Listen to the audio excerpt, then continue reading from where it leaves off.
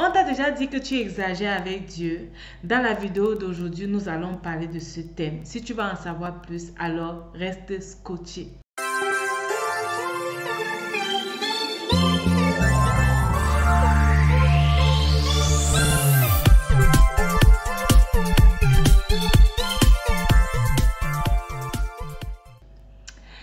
Salut, bienvenue sur Vie de gratitude. Je suis ta motivatrice spirituelle en ligne, Myriam Tapso. Sur cette chaîne, je partage avec toi les trucs et les astuces qui vont te permettre de vivre une vie épanouie. Une vie épanouie sur le plan spirituel, une vie épanouie sur le plan familial et une vie épanouie sur le plan financier. Aujourd'hui, nous parlons en fait de la vie chrétienne. Généralement, lorsqu'on devient chrétien, ou lorsqu'on s'engage réellement à vivre avec Dieu, parce qu'il y a des gens qui sont malheureusement chrétiens, mais qui ne vivent pas réellement avec Dieu. Lorsque tu deviens chrétien et que tu t'engages, autant pour moi, réellement à vivre avec Dieu, il y a des gens qui vont trouver que tu exagères. Les gens vont commencer à dire que mais tu exagères avec Dieu, un peu comme ça Dieu, un peu ici Dieu. Est-ce que tu ne peux pas laisser Dieu en paix et faire tes choses? Si on t'a déjà dit ça, il faut savoir que tu es du bon côté. Oui, tu es effectivement du bon côté parce que tu ne peux rien faire sans Dieu. Tu ne peux rien faire sans Dieu. Tu as besoin de Dieu matin, midi, soir. Tu as besoin de Dieu même dans tes rêves. Tu as besoin de Dieu dans tes pensées. Comment est-ce qu'on peut imaginer qu'une personne vive sans respirer? Comment est-ce qu'on peut imaginer qu'une personne vive sans se nourrir? Comment est-ce qu'on peut imaginer qu'une personne vive sans avoir de sourire? Si tu es enfant de Dieu, si tu es réellement connecté à Dieu et que tu mets Dieu de côté dans tes choses, tu seras comme une personne qui vit sans respirer. Du moins, on ne vit même pas sans respirer. Tu seras mort en fait. Tu seras comme une personne qui vit sans se nourrir. Tu as déjà vu quelqu'un qui a jeûné pendant longtemps ou quelqu'un qui ne mange pas parce qu'il n'a pas à manger. La personne est sèche, la personne fane. Ok? Et si tu es enfant de Dieu, tu commences à laisser Dieu pour faire un peu sans Dieu. Tu vas faner en fait. Tu vas perdre ta foi. Donc, vaudrait mieux exagérer avec Dieu que de ne pas avoir Dieu. Vaudrait mieux appeler le nom de Dieu tout le temps que d'essayer de faire sans Dieu. Tu as besoin de Dieu matin, midi, soir. Lorsque tu es chrétien, tu as réellement besoin de Dieu matin, midi, soir. Tu as besoin même de Dieu pour prendre des décisions importantes. Parce que Dieu seul connaît l'avenir. Donc ne te presse pas pour dire oui, ne te presse pas pour dire non. Prends le temps d'examiner toutes choses avec Dieu. Prends le temps de vraiment laisser Dieu être la priorité.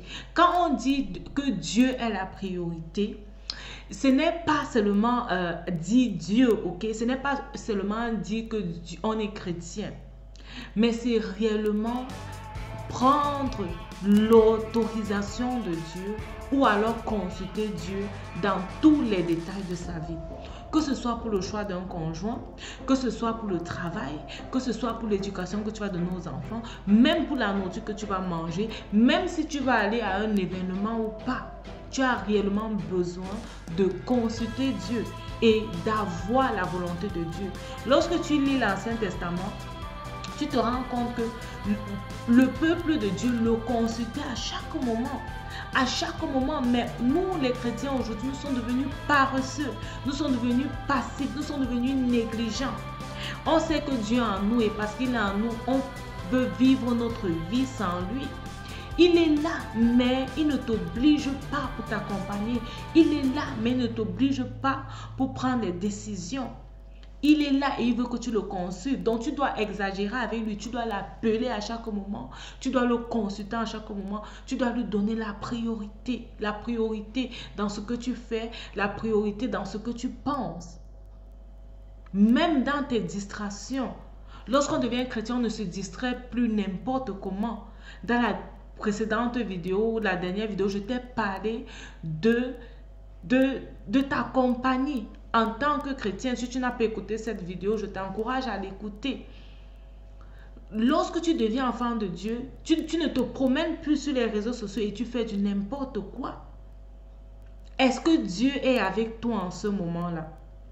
Ou alors, à travers cet acte-là, tu es plutôt en train de le frustrer. Tu es plutôt en train de le laisser. Tu dois exagérer avec Dieu. Tu dois exagérer avec Dieu. Ce monde dans lequel nous vivons, avant d'être physique, il est spirituel. Et tu ne peux pas, en 2022, t'amuser avec Dieu. En 2022, tu ne peux pas prendre Dieu à la légère. Soit tu es avec Dieu ou tu n'es pas avec Dieu. C'est pourquoi Dieu va dire, si tu n'es ni chaud ni froid, il va te rejeter. Avec Dieu, il n'y a pas de demi-mesure. Avec Dieu, il n'y a pas de un peu chrétien, un peu païen.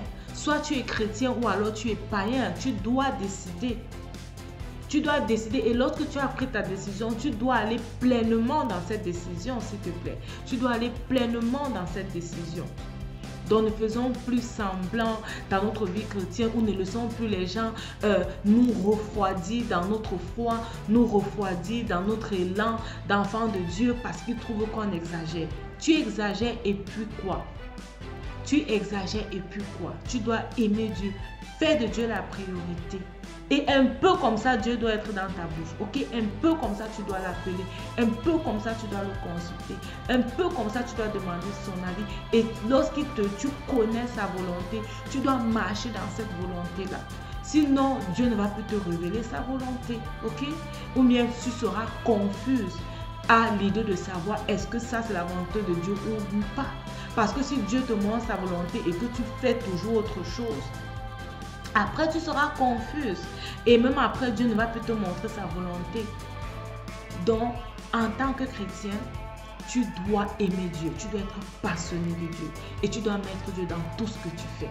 Rappelle-toi, ta vie c'est un don de Dieu et la façon dont tu la vis c'est un don que tu fais à Dieu. Nous sommes sur une vie de gratitude et je suis ta motivatrice spirituelle en ligne, Myriam Tapso. N'oublie pas de t'abonner et de partager la vidéo dans ton entourage pour encourager un autre chrétien qui se sent intimidé par son entourage. Que Dieu te bénisse et à la prochaine. Bye bye.